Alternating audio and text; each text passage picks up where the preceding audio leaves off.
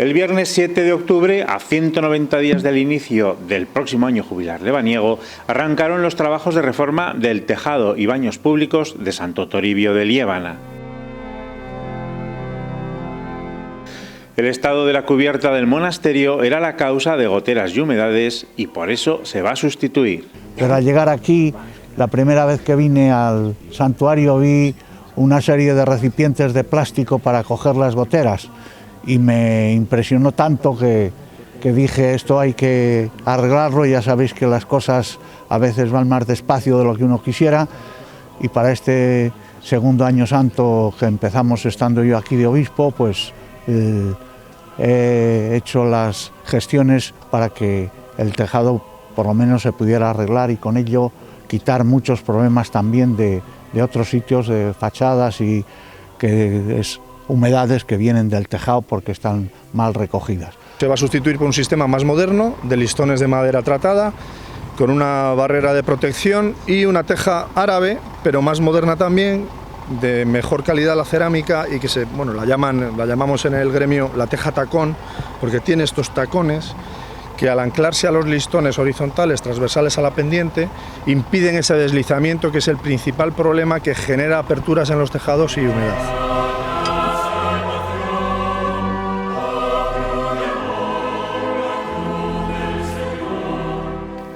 Obras impulsadas por la Consejería de Industria y Turismo. Solo las obras del monasterio ascienden a $500.000 de euros, pero las intervenciones en el resto del camino lebaniego y el camino de Santiago por Cantabria alcanzan los 6 millones de euros. Ha sido una gran alegría para mí el encontrar las puertas de la Consejería de Turismo abiertas de par en par. Quiero dar las gracias a todo el mundo, a nuestro obispo por la presteza que puso en supervisar desde el punto de vista jurídico, en validar desde el punto de vista jurídico el convenio, y la óptima voluntad, insisto, que puso en ello.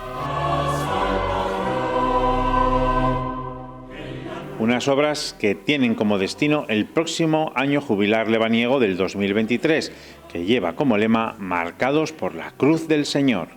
Y este año el lema va a ser "Marcados por la Cruz del Señor". Igual que las ganaderías, por ejemplo, de toros tienen una marca para indicar de qué divisa son, de quién son propiedad esos toros de lidia, igual que las ovejas, cuando un pastor llevaba rebaños de varios propietarios también llevaban su marca, pues nosotros, dice San Pablo, que desde el bautismo estamos marcados por la Cruz del Señor, es decir, somos propiedad del Señor.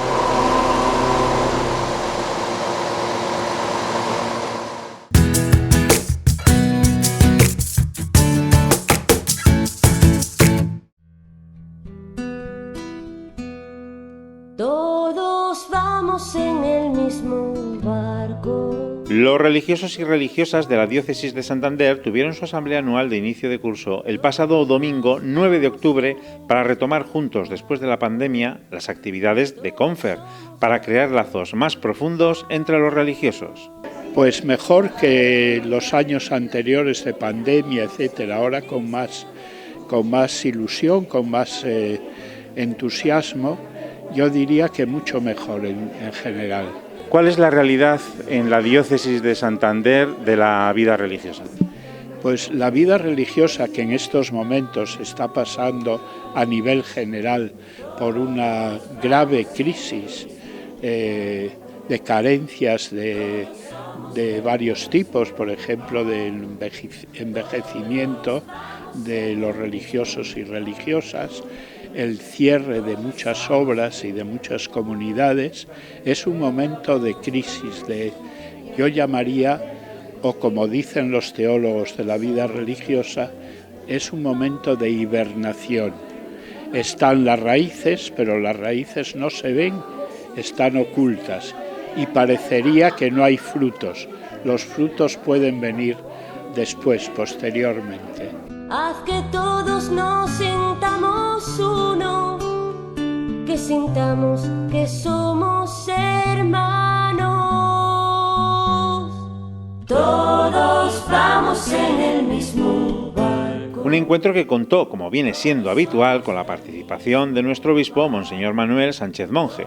Comenzamos el curso para los religiosos, para los consagrados, porque no son solo religiosos, también hay institutos seculares y otras formas de vida consagrada, como las vírgenes consagradas.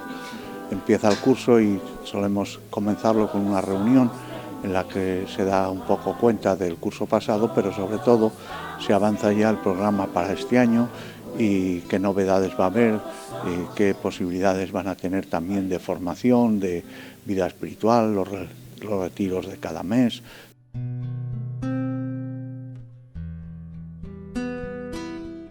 El encuentro comenzó con una oración, palabras del presidente de Confer Santander, con la memoria de encuentros, actividades, memoria económica y unas palabras de nuestro obispo. Este año también queremos, empalmando con la programación diocesana, insistir en que han de ser también evangelizadores, misioneros, tienen que salir de sus propias casas para anunciar a Jesucristo y a Cristo vivo y resucitado.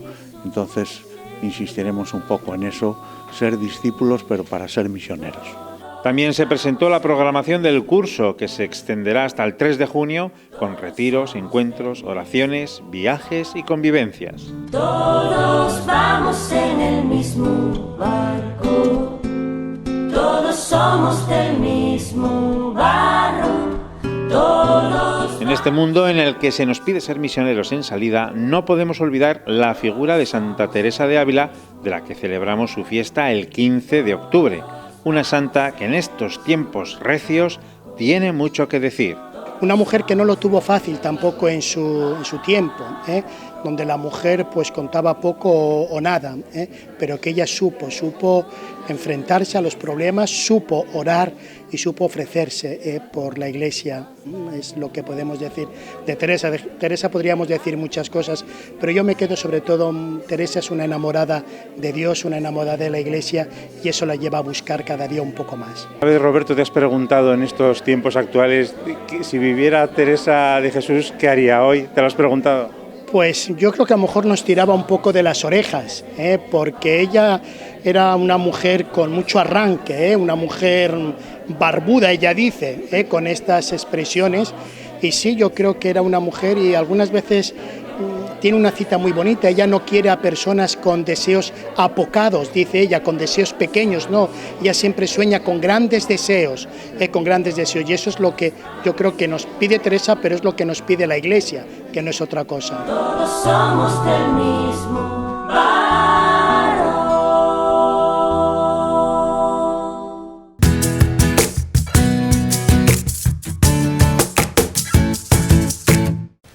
Bienvenidos una vez de nuevo a este espacio de entrevistas del programa Caminando, donde queremos trasladar la vida de la diócesis a sus hogares. En esta ocasión, y recordamos que tras varios años de pandemia, el conocido curso de teología, o popularmente conocido el aula de teología, se ha interrumpido durante estos años, pero vuelve este año, este curso vuelve de nuevo. Y con un tema muy importante, que es la presencia del cristianismo en la cultura actual. Recordamos que es una iniciativa del Obispado y del Aula de Estudios de Religión de la Universidad de Cantabria. Y pues para hablar de este curso, de este curso de teología, tenemos aquí a su director, a Isidro González Modroño. Bienvenido, Isidro. Muchas gracias, Arturo. Sí. Bueno, lo primero, vamos a hablar un poco de ti antes de empezar a hablar sobre este aula de teología que es tan importante aquí en la diócesis. ¿Qué hace un leonés como tú, un ingeniero en telecomunicaciones y jesuita aquí en Cantabria? Pues obedecer, y lo que intentamos hacer siempre los jesuitas, ayudar a la gente a hacer una experiencia de Dios, a descubrir que la vida está cargada de color y de armonía cuando se sabe mirar bien, y que aprender a mirar bien supone dejar que Dios nos toque el corazón, y que lo que pasa es que Dios es una palabra que ha sido tan manipulada en la historia, tan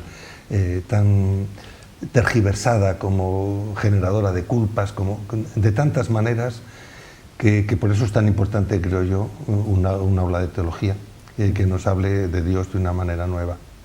Isidro, eres el superior de la comunidad aquí en Santander. Sí. ¿Cuánto tiempo llevas aquí en Santander? Pues este es mi tercer año. Vine justo cuando estábamos... bueno, ya había empezado la pandemia, ya había empezado, por eso llegué un poco tarde. Vine en octubre ya con el curso empezado, porque en Coruña, donde yo estaba antes, hubo que dejar aquello un poco en marcha. Pero sí, es mi segundo año un poquito largo.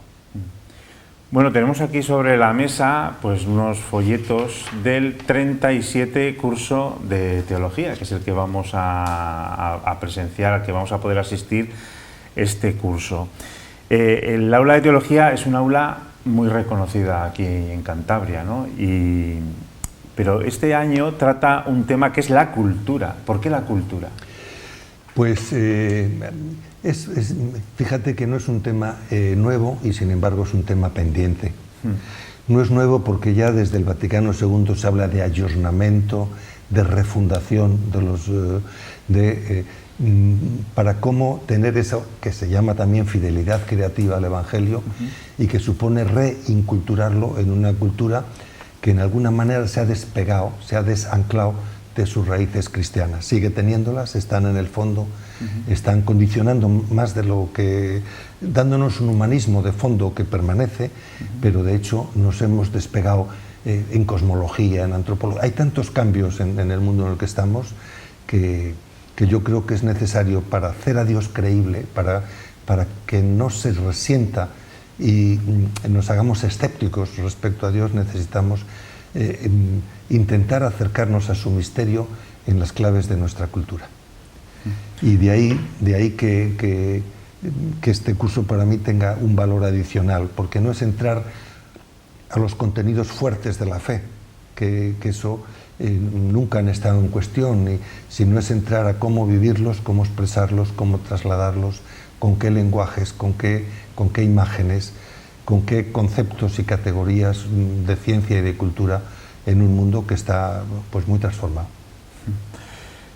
Hay dos ciclos, el curso consta de dos ciclos, el primero en otoño, digámoslo de esta manera, que tiene el título El cristianismo como cultura, y bueno, que tenemos... A mí me llama la atención mucho porque es que de repente ves que vamos a hablar de Tolkien, de Julio Verne, de cine. Bueno, cuéntanos estas novedades. Sí, bueno, la raíz principal, te lo comentaba un poco en el preámbulo, es que hemos encargado a las universidades, a dos universidades con dos criterios que nos organicen un curso que queremos que tenga fuerza, que tenga, los italianos dicen grinta, una palabra, que tenga garra, ¿no? Y al mismo tiempo que tenga divulgación potente. Bueno, y de ahí que tengamos que empezar, yo creo, por esto de cómo hoy la cultura aborda problemas que tienen mucho que ver con la religión sin saberlo. Y cómo podemos hacer el camino de que se abran realmente a lo religioso y que lo religioso se pueda expresar a través de esos nuevos lenguajes, de esos nuevos... Fíjate, a mí me impresionó mucho un compañero jesuita que estará en Bilbao, que decía que habría que hacer una cristología apoyándose en la película Matrix, en la serie Matrix, porque Neo es el elegido, etcétera, es una figura esotérica, una figura, bueno, soteriológica también. Entonces, algo parecido es lo que hemos intentado aquí, ¿verdad? Yo creo que Tolkien ha sido siempre reconocido como un hombre que tenía la voluntad vivida por dentro y querida de hablar de algo muy radical en lo cristiano sin necesariamente usar lenguajes teológicos, pero todo Y Julio Verne es alguien que piensa en el futuro, que piensa, se acerca a una visión en la cual los contextos cambian, pero el hombre no cambia. Entonces nos parece que es importante, o el cine, vamos a ver, en el cine ya se ha hablado mucho, ya en la revista Reseña en su momento, y en Ángel Gómez y tantos jesuitas compañeros han estado trabajando precisamente en esto. Entonces yo creo que, me parece que sin entrar a fondo en este tipo de cosas, que tanto están influyendo de una manera indirecta en nuestro modo de concebir las cosas, no vamos a poder hablar de verdad ni a fondo de una renovación del cristianismo necesaria hoy. Bueno, y lo que es el segundo ciclo, que Sí. corresponde a febrero-marzo, pues es un tema también apasionante y, vamos, que dispara con cargas de profundidad, vamos, porque es un tema fundamental, que es la espiritualidad en el ámbito público. También hay unas ponencias muy interesantes y, como en el otro ciclo, los ponentes son muy interesantes, ¿no? Sí, mira, esto era para... Está viendo ya en el CEU en Madrid desde hace tiempo el compromiso político de los cristianos, etc. Hay algo que se intuye muy claramente desde el cardenal Herrera Oria, que tanto conocéis aquí en Santander. En general, digamos, desde el Papa León XIII, que fue el que insistió en que los cristianos tenían que militar en política, que no podíamos retirarnos de la realidad pública, que el cristianismo tenía que... Entonces, el pensar que el cristianismo o que la fe se puede vivir como algo privado, como algo que no afecte mi relacionalidad con el mundo en el que estoy, que no afecte mi manera de estar en la realidad, mi manera de relacionarme con la gente, mi manera de... Eso es irreal, eso no sería cristianismo, eso sería una especie de subjetivización tal de la experiencia de Dios que ya no podríamos llamarlo cristianismo. Entonces, el entender que no se trata de ir en plan cruzados por ahí, por un lado, que no se trata de un fanatismo talibán, que tampoco se puede tratar de una clandestinización de la fe. El entender dónde están los puntos de compromiso público nos parece que puede ayudar a muchos de nosotros a encontrar ese equilibrio, que no es fácil. En muchos sitios sabemos que se quejan de que haya procesiones, porque en otros, en cambio, las procesiones se viven con un gran entusiasmo, ¿no? Y entusiasmo, devoción. sí, y emoción, iba a decir, una conmoción popular muy fuerte y una experiencia religiosa que no se puede devaluar así como así, porque para mucha gente es muy auténtica, ¿no? Entonces, bueno, me parece que para muchos sitios no será la expresión, pero desde luego en lo público lo cristiano tiene mucho que decir. Y eso tiene que ver mucho con esa clericalización, a lo mejor, que dice el Papa Francisco. Sí, sin dudar. O sea, en general tiene que ver con todo lo que ocurre después de la Ilustración, donde se produce pero que ha habido mucho tiempo. Hubo intentos pues fuertes. Las democracias cristianas, hay un momento en que surgen y además salvan Europa, tanto en Alemania como en Italia. O sea, que no es un...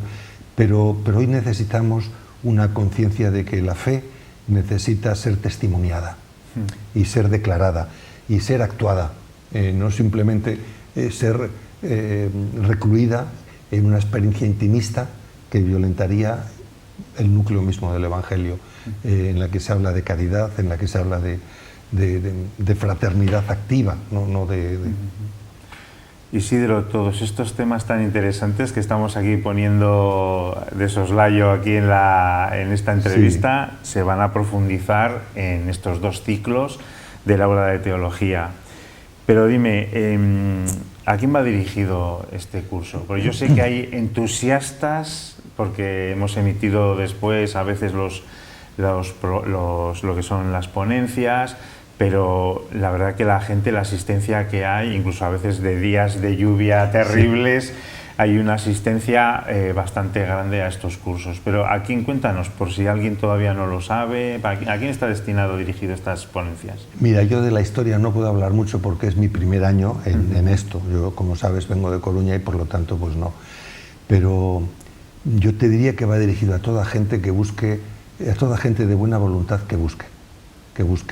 Porque es algo profundo, honesto. García Baró es una persona en filosofía de primera línea y académico de la Real Academia de Ciencias Morales. En fin, los que vienen son todos gente, pero al mismo tiempo todos tienen una enorme capacidad de divulgación, de hacerlo de una manera que no requiera que hayas estudiado ni leído mucho antes, y ojalá, no quiero hacer propaganda de mi trabajo actual, pero ojalá salga la gente con ánimos para leer después de algunas cosas de estos, para que su oración se cargue, se refuerce, ¿no?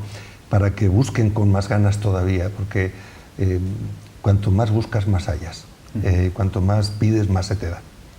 Bueno, además las ponencias tienen la ventaja que hay un tiempo, un espacio para el diálogo, o sea, para las dudas, y eso siempre se agradece. Sí. Como sabes, es la primera vez que yo voy a estar, pero yo creo que es algo importante que la gente pueda ver un mínimo de interacción. Ojalá pudiéramos tener grupos más pequeños, repetidos y muchas veces con esta gente, ¿no? Pero no se puede.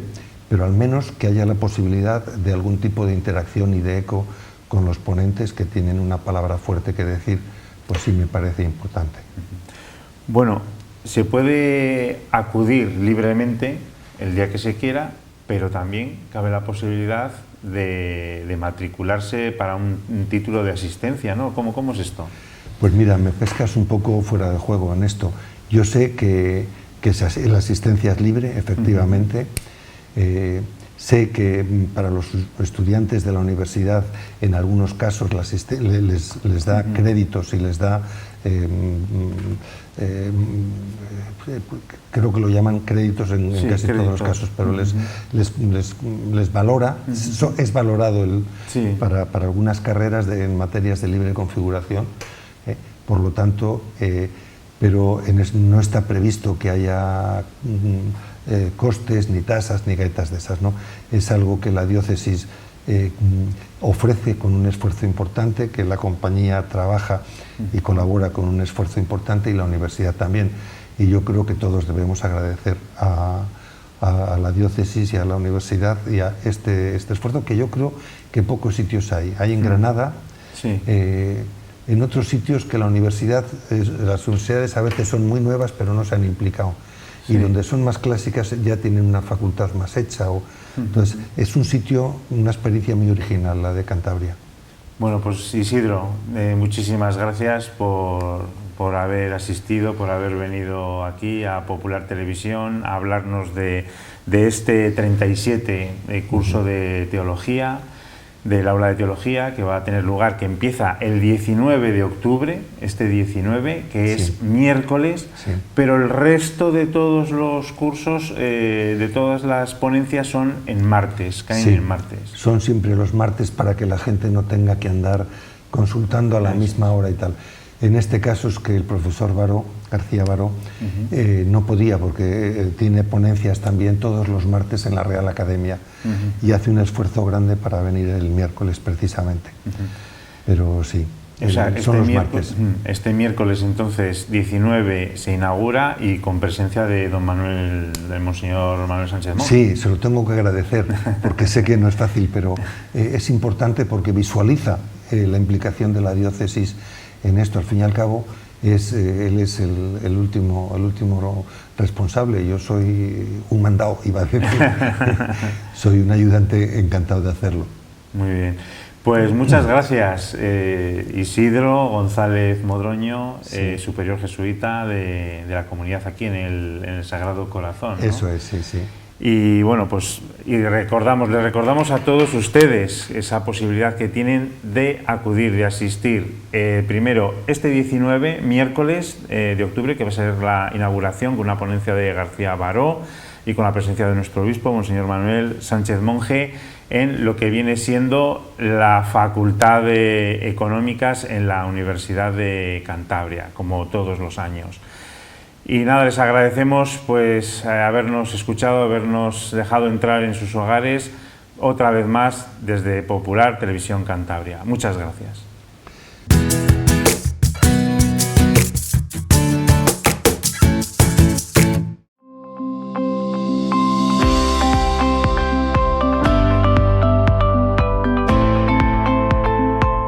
Dos años después, por fin llegó la segunda parte. Ya están aquí, en la librería de nuestra diócesis, la librería de Pastoral, Las aventuras en el Vaticano II. Como expresa su autor, don Juan Carlos Velarde, este es un nuevo cuento, el quinto ya, que pretende ser un pequeño servidor de la imaginación de los más pequeños de la casa y, por qué no, también de los mayores. Recordamos que en el 2020, a mediados de abril, nace el cuarto cuento y predecesor de este libro que hoy presentamos, es decir, Las aventuras en el Vaticano. En él acompañamos a Rodrigo, un niño alegre, inquieto y curioso que va a pasar unos días en la ciudad pontificia con su tío Carlos, que es sacerdote y trabaja allí. Aventuras en el Vaticano II trae una pequeña agenda que viene incluida en el propio cuento y que va a ser imprescindible para la trama. Y hasta ahí, literalmente, podemos leer. Esta vez acompañados por Rodrigo y por Chiara, que en esta nueva entrega descubrirán la importancia de las obras de misericordia, que será el punto de partida para conformar esta trilogía, porque así es, sabemos por el propio tío Carlos que en un futuro no muy lejano estaremos a la espera de las aventuras en el Vaticano III. Mientras tanto, podéis venir a ver, a observar y comprar las aventuras en el Vaticano y aventuras en el Vaticano II en la librería de nuestra diócesis, la librería de Pastoral.